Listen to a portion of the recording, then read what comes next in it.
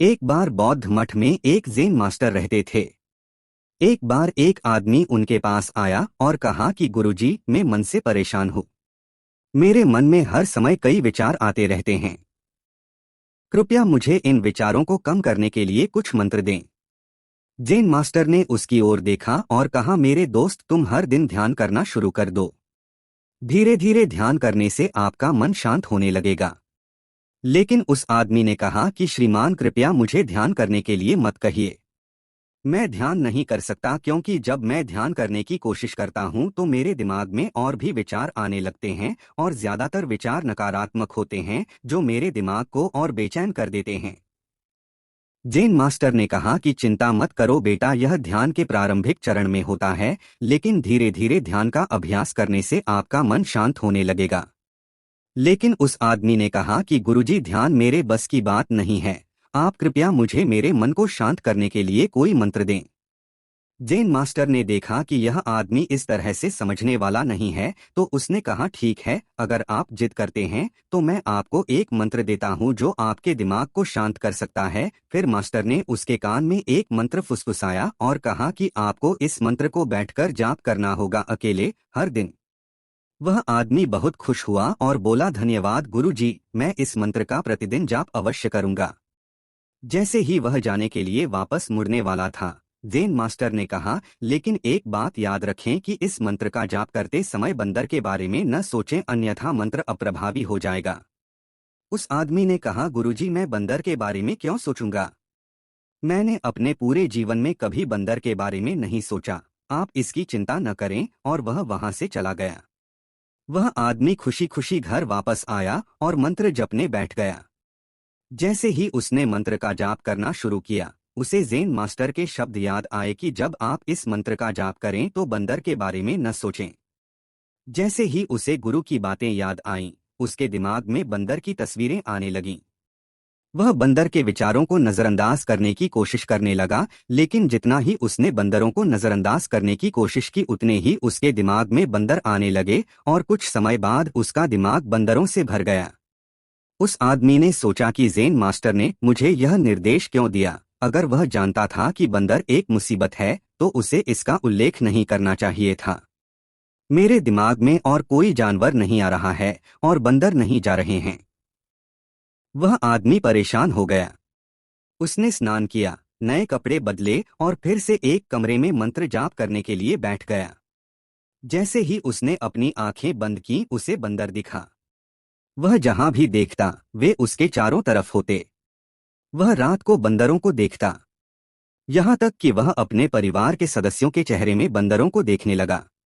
आदमी पागल हो रहा था। वह जितना ही बंदरों को नजरअंदाज करने की कोशिश कर रहा था, उतने ही उसके दिमाग में बंदरों की बातें आ रही थीं। सुबह तक वह लगभग पागल हो चुका था। अगली सुबह वह वापस ज़ेन मास्टर के पास दौड़ा और उन्हें सब कुछ बताया और कहा कि गुरुजी, आपने मुझे कैसा मंत्र दिया है? कल तक मैंने कभी बंदर के बारे में नहीं सोचा था और अब मेरा दिमाग पूरी तरह से बंदरों के विचारों से भर गया है और बंदर मुझे एक सेकंड के लिए भी नहीं छोड़ रहे हैं। कृपया मेरी मदद करें और मेरे दिमाग को इन बंदरों से मुक्त करें। ज़ेन मास्टर ने कहा, ठीक है, बस आराम करो और मंत्र पढ़ना बंद करो। कुछ मत करो। वह आदमी निश्चिंत होकर बैठ गया और मंत्र पढ़ना बंद कर दिया। उसे आश्चर्य हुआ कि अब बंदर का तो ख्याल ही नहीं रहा। सब कुछ सामान्य हो गया। तब ज़ेन मास्टर ने कहा कि मेरे दोस्त, मैं तुम्हें हमारे मन की प्रकृति के बारे में बताना चाहता था। कभी भी अपने मन से लड़ने की कोशिश मत करो। मन एक गति की तरह है। स्प्रिंग को जितना दबाओगे उतना उछलेगा। इसी तरह आप अपने मन को जितना दबाने की कोशिश करेंगे, वह उतना ही मजबूत होता जाएगा। शांत रहें, मन के विचारों को देखना शुरू करें और आप पाएंगे कि आपका मन धीरे धीरे अपने आप शांत हो जाएगा और मन को देखने के लिए आपको ध्यान करने की आवश्यकता है।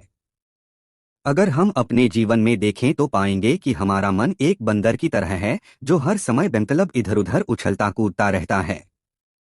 यदि आप इस बंदर मन को बलपूर्वक रोकना चाहते हैं तो आप ऐसा नहीं कर पाएंगे। जैसे जितना अधिक आप उसके स्प्रिंग को दबाने की कोशिश करेंगे, उतना ही वह उछलेगा। इसी प्रकार आप जितना अपने मन के विचारों को रोकने की कोशिश करेंगे, वे विचार उतने ही अधिक बढ़ते जाएंगे।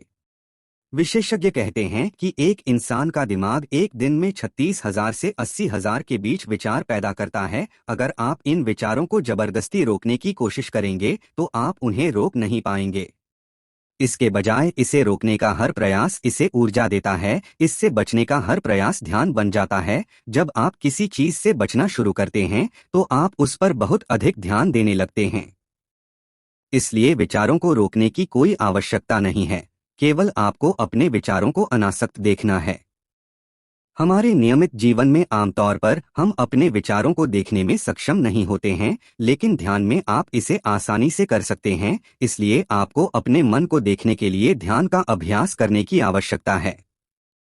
कुछ लोगों का अनुभव होता है कि जब वे ध्यान करना शुरू करते हैं तो उनके दिमाग में अधिक विचार आने लगते हैं, लेकिन इसके पीछे का कारण यह है कि जब हम ध्यान करना शुरू करते हैं तो हमारे दिमाग में छिपे पुराने विचार ऐसे ही निकलने लगते हैं, जैसे अगर आप अपने घर की सफाई करते हैं तो सारा कचरा बाहर निकल आता है।